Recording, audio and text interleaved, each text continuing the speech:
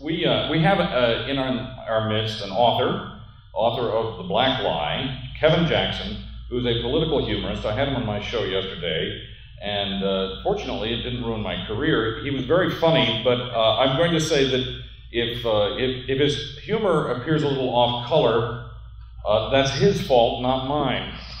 Well, could you come on up, Kevin? Folks want to hear from you. I know you have some remarks to make. Oh, there you are. Everybody's just coming from different directions.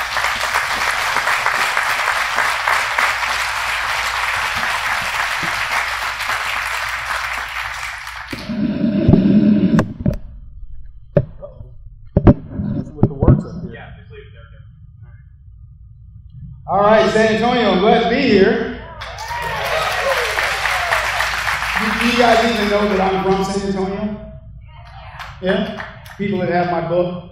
My family lived on Hayes Street, 2235 Hayes Street. I haven't said that address in, I won't even say how many years, but I remember that address. And I was a little nappy-headed kid running up and down the streets of Hayes to go get my hair cut by a barber. He was about 2 blocks up the street. I was probably 5 years old. My mom would make me go up there with my own little money and go get my hair cut. And a little dog named Chubbles used to chase me. So I am happy to be here. This is my old stomping ground. We need more than watchdogs, by the way, George. We need guard dogs in the Tea Party movement too. So I hope there's a few of you out there. I am an author of the best-selling book, The Big Black Lie, and I have that book, which is my first book, in the back. And if you do decide you're going to get it, I will give you a free backbone to go with it. I sure hope some of our politicians get one. And my second book, which is due to be out, it should already be out, a lot of technicalities with that, but it's called Sexy Brilliance and Other Political Lies. And I had to add the "and other political lies" because people thought it was an autobiography. I didn't say that, somebody else did.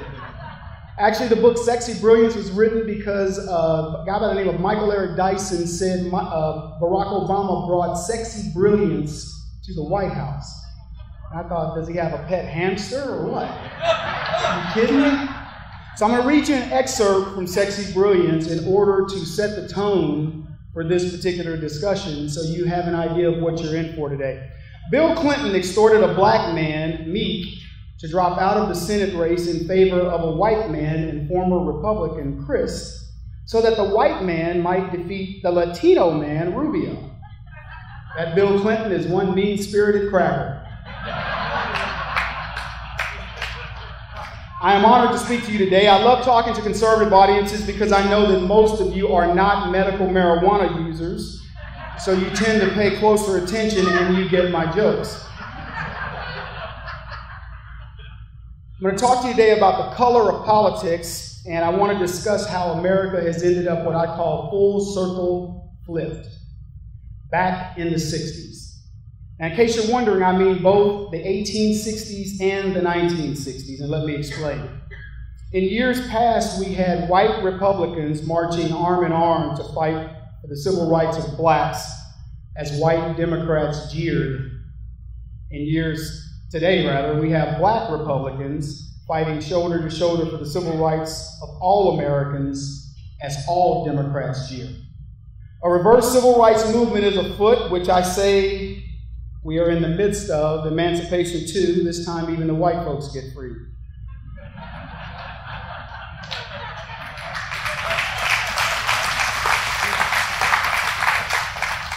You should find it ironic that the very vote Republicans fought to obtain for blacks is now being used against them and the rest of the country.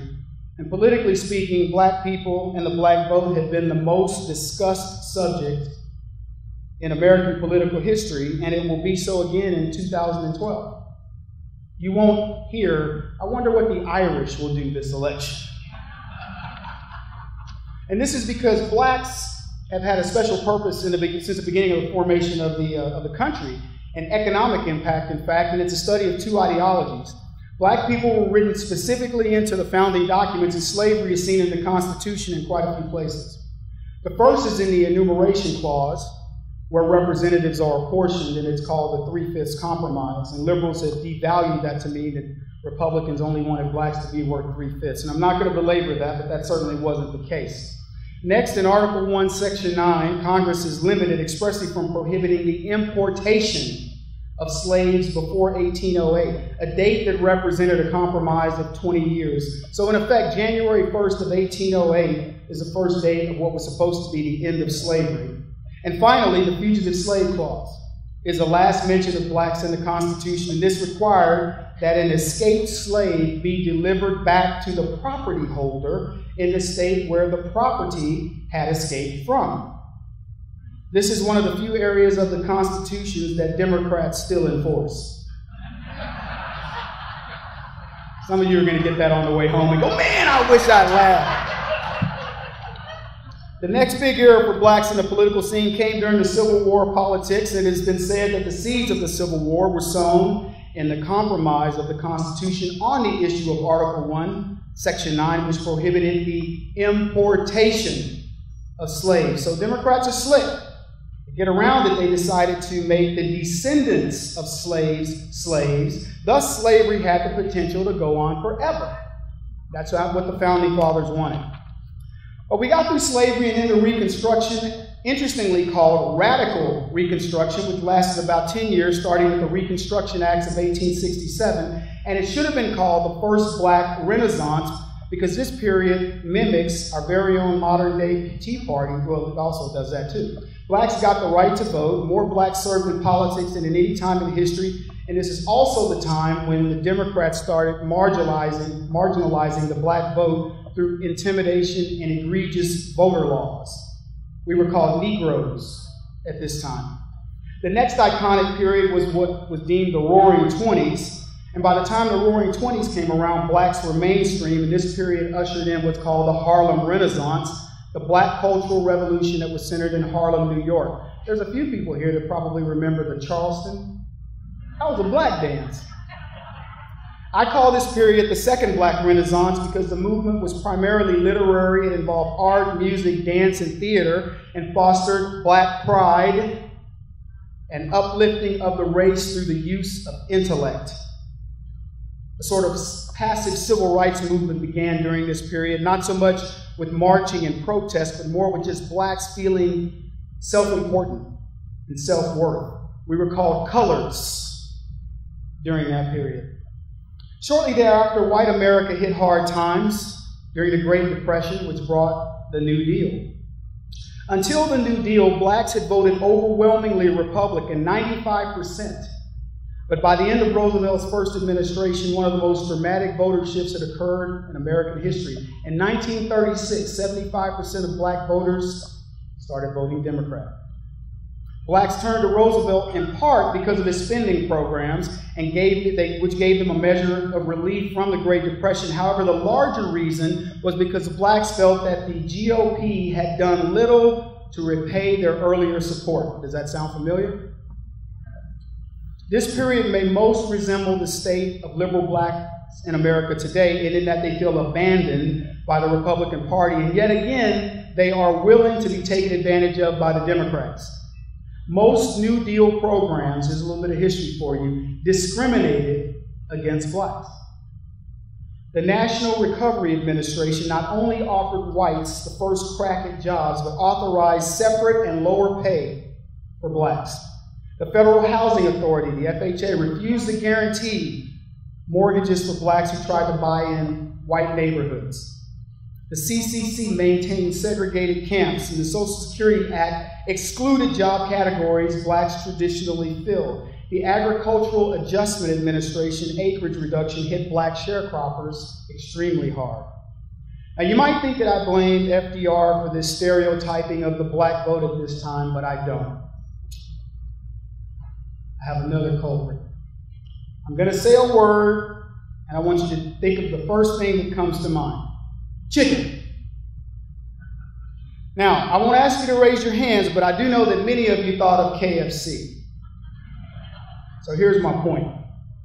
It was a white Kentucky colonel who is the real symbol of chicken, but it is black people who are credited for loving a bird that eats its own poop.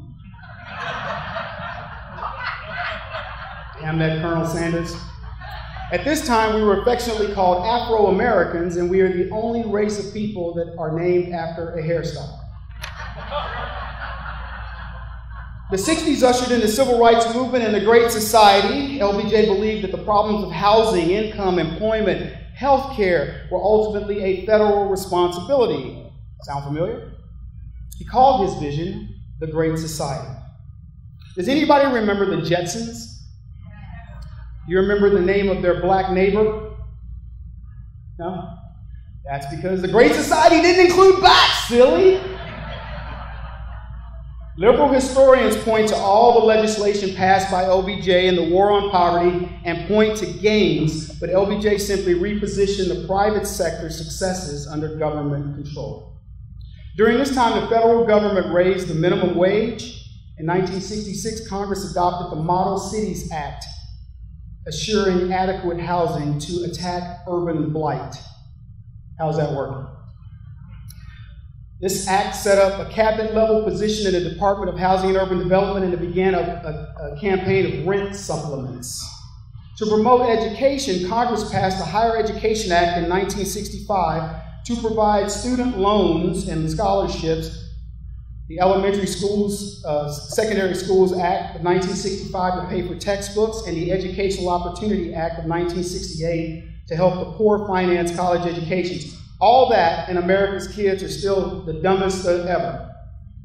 The Child Health Improvement and Protection Act of 1968 provided prenatal and postnatal care. The Medicare Act of 1968 paid for medical expenses of the poor. Medicaid, established in 1965, extended medical insurance for older Americans under the Social Security system, and both of those systems are broke. Pretty much any program that is currently bankrupting this country was begun by FDR, put on steroids by LBJ during this time, and they taught the poor everything but to help themselves.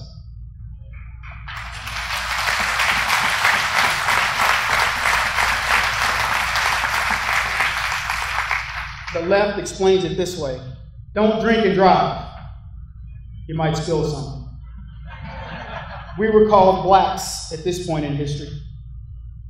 The 70s may be the most pivotal time in American history, culturally speaking, and blacks were having an impact likely in ways that you haven't considered. Room 222 was a TV show about an inner city public school that was socially good, actually good. There was a show called Barefoot in the Park. Tracy Reed and Scoey Mitchell featured a black couple who did not live in the ghetto. JJ of Good Times proved that you could be stupid and survive in the ghetto, while Michael proved you could be smart and black and live in the ghetto. Winona made many men of all colors want to live in the ghetto. Flip Wilson was the most pivotal black in the LGBT movement as he introduced the world to Geraldine. Anybody remember that? I don't know why he hasn't received the posthumous GLAAD award. Anybody remember The Kiss? And I'm not talking about Klimt's iconic painting, but the iconic moment where Sammy Davis Jr. kissed Archie Bunker on the cheek. Sanford and Son introduced us to interracial friendships, interracial dating, and interracial police.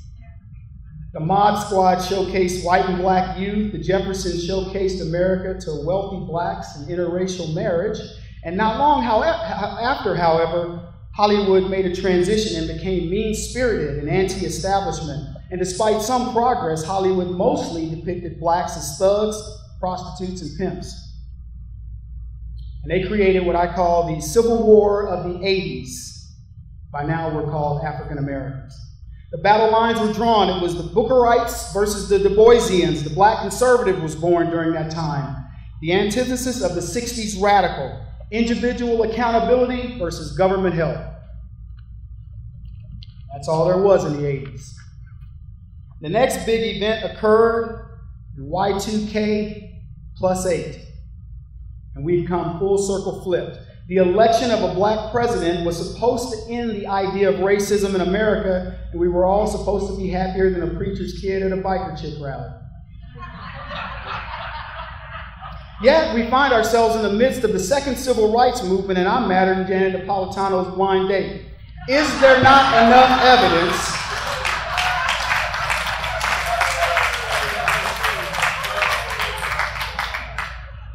is there not enough evidence that blacks or anybody else can achieve whatever they choose to achieve in America, and that racism is not mainstream, though it certainly exists, but the left doesn't care about reality.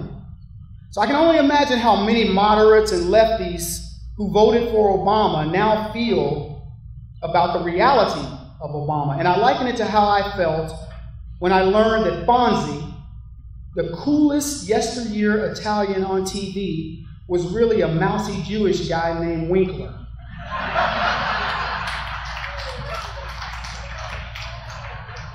What has all this guilt and hunt for the racists gotten us? $17 trillion spent on liberals' destructive behaviors cloaked in the guise of fighting the war on poverty. By the way, if you're keeping score, poverty is winning. We search for diversity in the most diverse country on the planet. Liberals keep us busier than a set of jumper cables at a redneck picnic. Excuse me, Appalachian American picnic.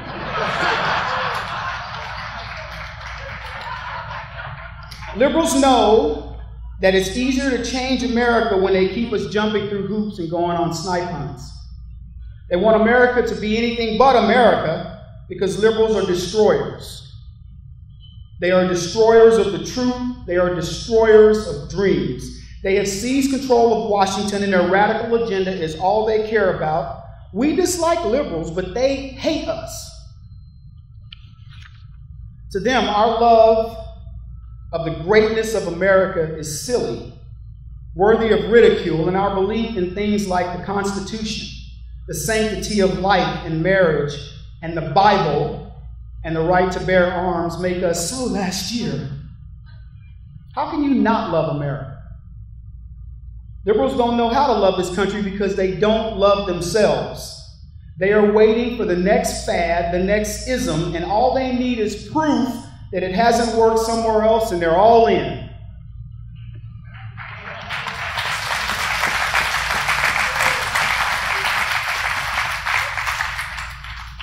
Liberals can't create jobs. They try to convince you that they saved yours. If you don't buy things like that, they tell you, well, it could have been worse, or he just needs more time. Obama actually has a video out where I consider it a threat that he says, we're only halfway there. He's serious. Liberals are lunatics, and they're easier to spot than a kangaroo in a dinner jacket. Yeah. Obama promised to cut the budget in half in his first term. Now he's asking for more money, wants us to raise the debt ceiling, which we did for the 4th time. And his supporters say, well, we did it for all the white presidents. Yep. And this black guy's outspent them all. And it's time to cut his credit line.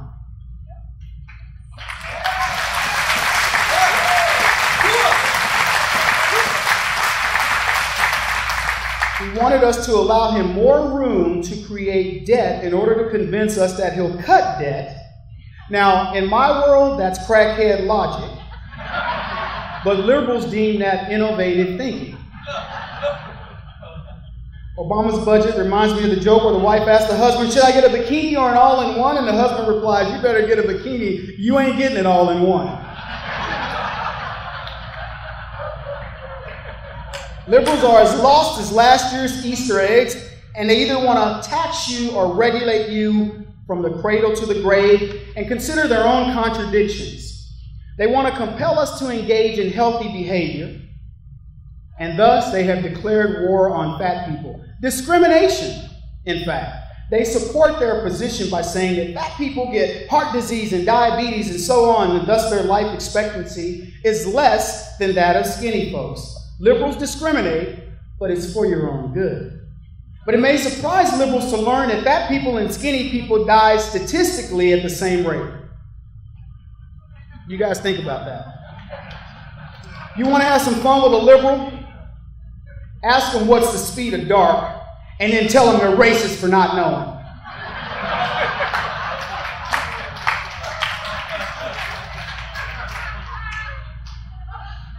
One could argue on how people die is racist. And let me explain. White folks, you guys are innovative at dying. You guys leave the Jeep while on safari to get a closer picture of the lion. White folks hang glide off of sheer cliffs, or you get killed by an exotic pet. You're the reason that there are shows called I Survived. But let me tell you how black people die. Black people are killed by other black people in black neighborhoods where liberals have corralled us. Too many black people die with their songs still inside them. And if you think our neighborhoods are unsafe, then I suggest you never enter a black woman's womb, because that is the most dangerous place on earth for a black child. Unfortunately, too many of America's children of all colors are suffering the same fate. Advocating effectively for the poor and the lower middle class is going to take more intellectual creativity and political boldness than keeping Walmart away from poor people. Liberals steal ambition from people, and this is why black people are inhabitants of our neighborhoods, because we don't live there. Living implies life. Life is vibrant. Inhabitants exist. Black people say, I stay over there. Liberals have killed the entrepreneurial spirit that fueled the black middle class in the 1950s. To call liberals' policies a disaster is to be too kind. Liberals have created an ecosystem where when America sneezes, black people get pneumonia. I quote Vietnamese Foreign Minister Nguyen Thach from decades ago, who said, "We are not without accomplishment. We have managed to distribute poverty equally." Obama vowed to end homelessness within 10 years, but one report shows that homelessness is up 6%, and this doesn't include people still living in their foreclosed properties and squatting in others. Though Obama increased the budget for homelessness 24%, the poverty rate under Obama has risen 1.8%, and that's a report from 2009. This increase is the highest since the days of Jimmy Carter, the time that I affectionately call the peanut era, because that's all America got. It's estimated that 3.5 million fraudulent Obama voters had no homes in 2008. And speaking of homes, if you don't like the home that you are in, you better change your attitude, because you're not changing your residence. So whether they admit it or not, liberals do recognize the disaster in which America finds itself, and they know who to blame.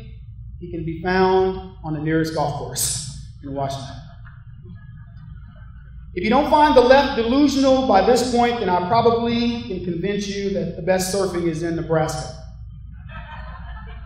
Liberals drive SUVs with the fuel economy of a Saturn rocket, and they lecture us on our carbon footprints. They have corporate umbrellas the size of satellites, but they call those making $250,000 a year millionaires. And what's the left's problem with real women? Conservative women. You guys want to clap for yourselves, you can. Would you trade Michelle Bachmann or Sarah Palin or any woman that you've met in the conservative movement for Hillary Clinton? What about Janet? She's a glamour girl. What about Debbie Wasserman Schultz?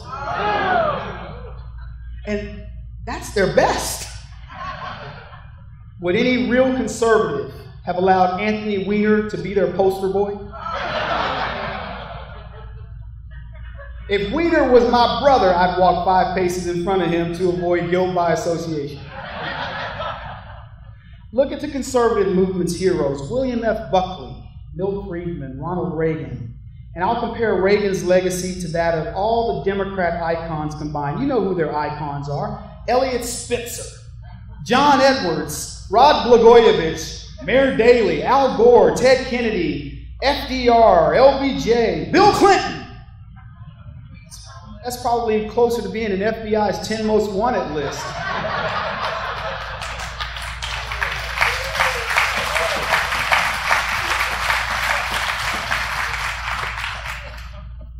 You're too far ahead of yourselves, because we are all susceptible to liberalism, including myself. And I am guilty of racially profiling, and I'll admit it publicly. if you are a Muslim and you get on my plane, I'm watching.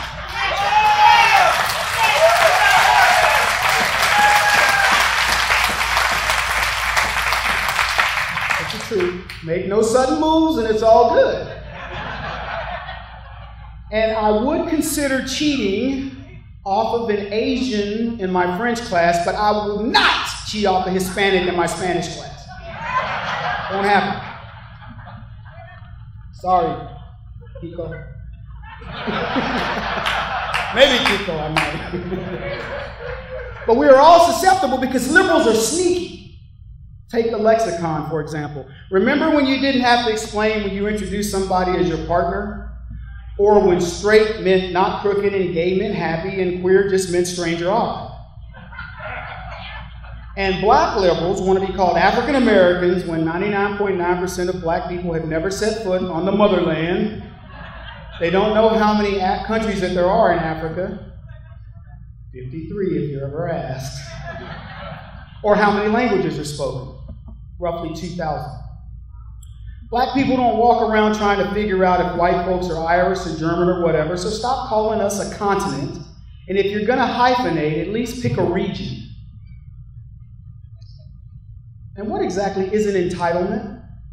You're entitled to what you earn, and anything else is a handout.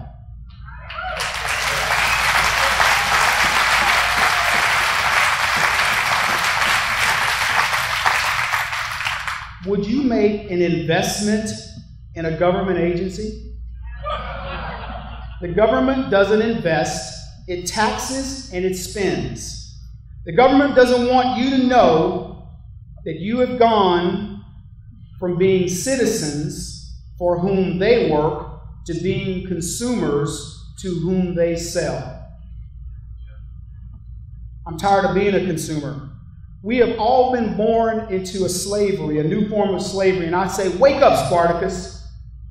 The new slavery has cost us $17 trillion. Now, call me nostalgic, but I long for my trash-talking, Afro-wearing days when my parents had fooled me into believing that a black man would no doubt become president. They raised me to believe that if I fell in a pile of horse poop, start looking for the pony. But we've descended into madness. Somebody just got that. Others won't admit it. They'll be in the car. Oh, that was funny. But we're in the madness now, and we're all trying to recreate this America that we know and love. And I don't know how you guys feel, but I honestly feel sometimes like, and I use this analogy because I think it's so fitting, but I feel like I'm trying to pick fly poop off of a needle with boxing gloves. It's just a fight. But I'm not discouraged because we are bonded together to end identity politics. If you lead your life with your sexuality, I feel sorry for you. If you measure people by the color of your skin, you are a knuckle-dragging Neanderthal.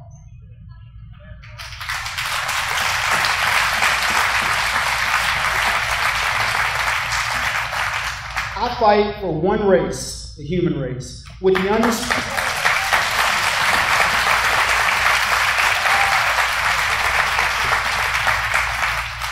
And I wage that fight with the understanding that in order to have that fight from America makes me one of the luckiest humans on the planet. We are soldiers in a civil war against the left, an opponent who wants to divide and conquer us, and they are winning. We live in a conquered land where political castration has rendered us slaves.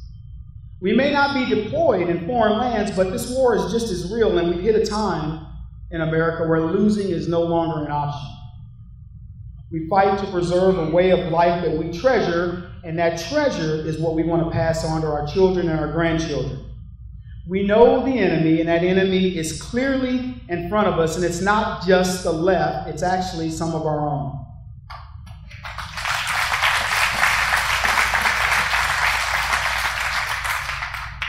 Now, I heard what Kiko said, and I, with all due respect, but I think we were too weak to hold firm on debt, and I'll take questions about it later.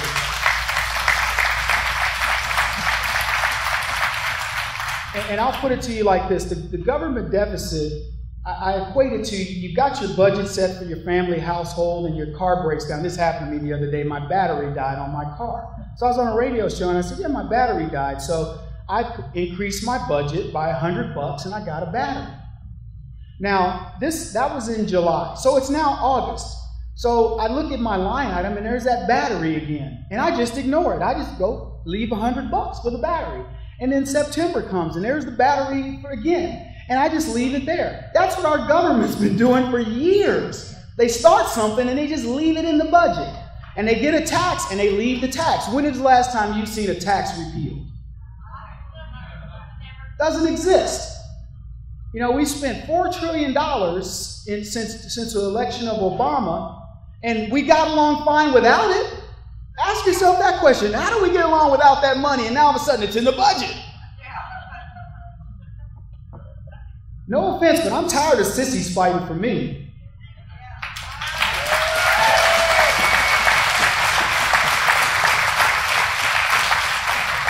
We've got Republican Boy Scouts fighting Israeli commandos, and we expect them to win. You know what? The Israeli commandos are tough. They're the only guys that I put right up there with the Navy SEALs, and I train Navy SEALs. I know how tough they are. I want warriors. I know what warriors look like, sound like, act like, and it's not Boehner, it ain't Cancer, and it's not McConnell.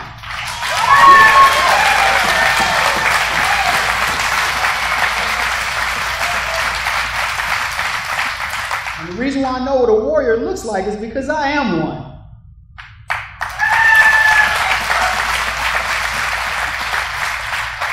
So when you find warriors, that's who you support. G.K. Chesterton wrote, "The true soldier fights not because he hates what's in front of him, but because he loves what's behind him." What's behind you? What are you fighting for? Obama said recently that 2012 would determine if he is right about his direction for the country. He seems to have forgotten 2010. Have you? I pray that you will learn more about me, my mission, which is to bring youth and diversity to the conservative movement. You people here, I don't care what the left says, you are the true representation of America. A country that says, give me your tired, your poor, your huddled masses yearning to be free as long as you come here legally.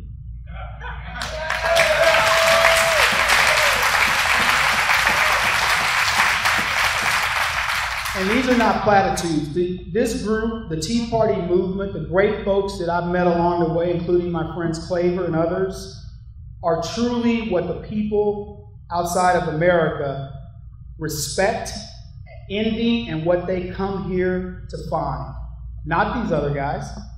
So I proudly represent you, you radical reconstructionists, and beautiful group of unhyphenated Americans, and I fight for you, I fight with you, because I am one of you. Thank you all, and God bless you.